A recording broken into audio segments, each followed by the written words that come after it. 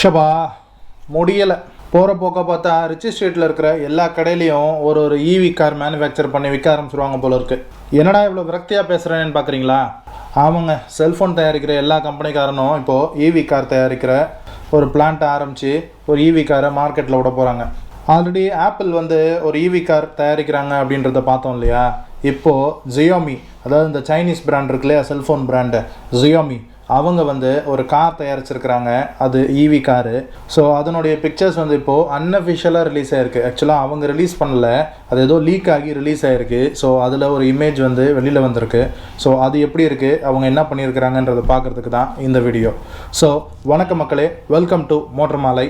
வாங்க இந்த Xiaomi EV காரில் என்ன இருக்குன்றதை டீட்டெயில்டாக பார்த்துடலாம். ஃபஸ்ட்டு இந்த Xiaomi கம்பெனி என்ன பண்ணுறாங்கன்னு பார்ப்போம். இவங்க சைனாவை மையமாக வச்சு மேனுஃபேக்சர் பண்ணுற ஒரு எலக்ட்ரானிக் கம்பெனி.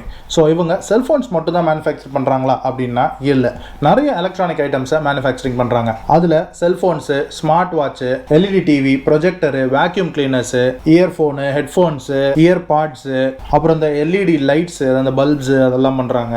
அது போக செக்யூரிட்டி கேமரா அண்ட் வாட் நாட்ன்ற மாதிரி எல்லா எலக்ட்ரானிக் ப்ராடக்ட்ஸுமே பண்ணுறாங்க. ஸோ அதோட ஈவி வெஹிக்கிளும் இப்போ பண்ணிட்டு இருக்காங்க. இப்போ சைனால மட்டும், அதோட சேர்ந்து ஒரு சில கண்ட்ரீஸ்ல மட்டும் Xiaomi அவங்களுடைய ஈவி பைக்கை லான்ச் பண்ணி சேல் பண்ணிக்கிட்டு இருக்காங்க. ஆனா இன்னும் இந்தியாவில் அது லான்ச் ஆகல. அப்படி இருக்க Xiaomi இப்போ ஈவி காரும் மேனுஃபேக்சர் பண்ண ஸ்டார்ட் பண்ணியிருக்கிறாங்க. ஆக்சுவலாக இன்னும் ஃபியூ வீக்ஸில் இந்த Xiaomi கார் லான்ச் ஆக போகுது சைனாவில்.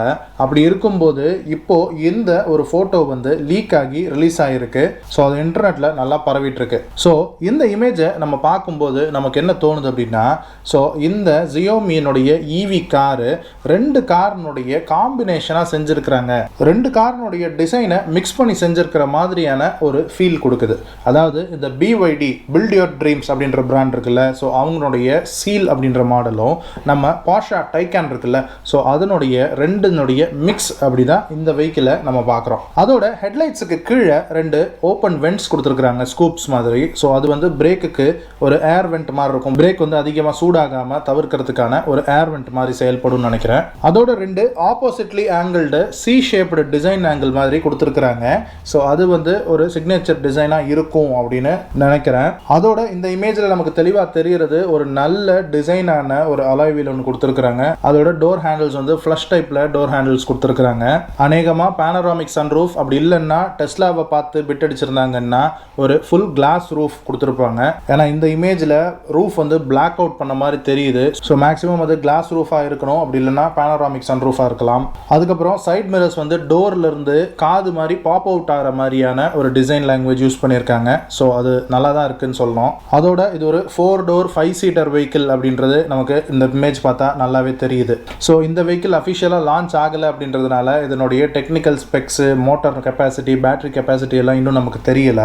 ஆனால் இந்த வெஹிக்கிளுடைய மாடல் Xiaomi MS11 அப்படின்றது மட்டும் அந்த நம்பர் பிளேட்டில் போட்டிருக்காங்க. ஸோ இந்த வெஹிக்கிளுடைய நேமு Xiaomi MS11 அப்படின்றது நமக்கு தெரியுது. அண்ட் Xiaomi ஆஸ் அ கம்பெனியாக நம்ம பார்த்தோம் அப்படின்னா ஒரு $10 billion இன்வெஸ்ட் பண்ணியிருக்கிறாங்க இந்த ஈவி செக்மெண்ட்டுக்காக மட்டும். ஸோ அடுத்த ஒரு 5-10 இயர்ஸ் அவங்களுடைய ஒரு தொலைநோக்கு பார்வை இந்த ஈவி பக்கம் திரும்பி இருக்கு அப்படிங்கிறத நம்ம புரிஞ்சுக்கலாம். சரி, நமக்கு ஒரு விஷயம் தோணுது, ஆனால் இதை நம்ம ஆல்ரெடி சொல்லியிருக்கிறோம். ஸோ எது ஃபியூச்சர் அப்படின்னு ஒரு வீடியோ போட்டிருக்கிறோம், பார்க்காதவங்க போய் பாருங்க. ஸோ அதில் ஈவி பற்றின ஃபுல் டீட்டெயில்ஸ் சொல்லியிருப்போம். அண்ட் ஈவி என்ன ஃபியூச்சர் நமக்கு கொடுக்க போகுது அப்படிங்கிறத பற்றியும் ரொம்ப டீட்டெயில்டாக பேசியிருப்போம், போய் பாருங்க. ஸோ அதில் நம்ம சொன்னதை தான் இப்போவும் ரிப்பீட் பண்ணுறோம். இந்த செல்ஃபோன் கம்பெனிஸ், இந்த எலக்ட்ரானிக் கம்பெனிஸ் எல்லாமே இந்த ஈவி இண்டஸ்ட்ரிக்குள்ளே மார்க்கெட்டை ஸ்மாஷ் பண்ணிக்கிட்டு இருக்காங்க. பட் இவங்களால் ஒரே ஒரு ஐஸ் இன்ஜின், ஒரே ஒரு பெட்ரோல் இன்ஜின், ஒரே ஒரு டீசல் இன்ஜின் செஞ்சு ஒரு மொப்படாவது அவங்களால ரிலீஸ் பண்ண முடியுமா அப்படிங்கிறது தான் ஒரு பெரிய கேள்விக்குறி. ஸோ ஒரு ஐஸ் இன்ஜின் நமக்கு கொடுக்குற அந்த ரிலையபிலிட்டியை இந்த ஈவி வெஹிக்கிள் கொடுக்குமா அப்படின்ற ஒரு குவெஷன் எப்போவுமே நம்ம மனசில் இருந்துகிட்டே தான் இருக்குது. ஸோ ஒரு லாங் டேர்மாக ஒரு வெஹிக்கிள் வாங்கி வச்சுக்கணும் அப்படிங்கிற பையஸ் தான் நம்ம இந்தியாவில் அதிகம். ஸோ ஒரு 10 இயர்ஸ் 15 இயர்ஸ் ஒரு வெஹிக்கிள் வாங்கி யூஸ் பண்ணோம் அப்படின்னா இந்த ஈவி வெஹிக்கிள்ஸ் இதுக்கு ஈடு கொடுக்குமா, நம்மளுடைய மைண்ட் செட்டுக்கும் நம்மளுடைய யூட்டிலிட்டி கல்ச்சருக்கும் இந்த ஈவி வெஹிக்கிள்ஸ் தோதுப்படுமா அப்படிங்கிறது எனக்கு ஒரு பெரிய கேள்விக்குறியாகவே இருக்குது. உங்களுக்கு என்ன தோணுது அப்படின்றத கீழே கமெண்ட் பண்ணுங்கள், டிஸ்கஸ் பண்ணலாம். ஓகே மக்களே, மற்றும் ஒரு வீடியோவில் உங்களை சந்திக்கிறேன். அதுக்கு நீங்கள் கீழே இருக்கிற சப்ஸ்கிரைப் பட்டனை ப்ரெஸ் பண்ணிவிட்டு சப்போர்ட் பண்ணுங்கள். டாடா, பாய்.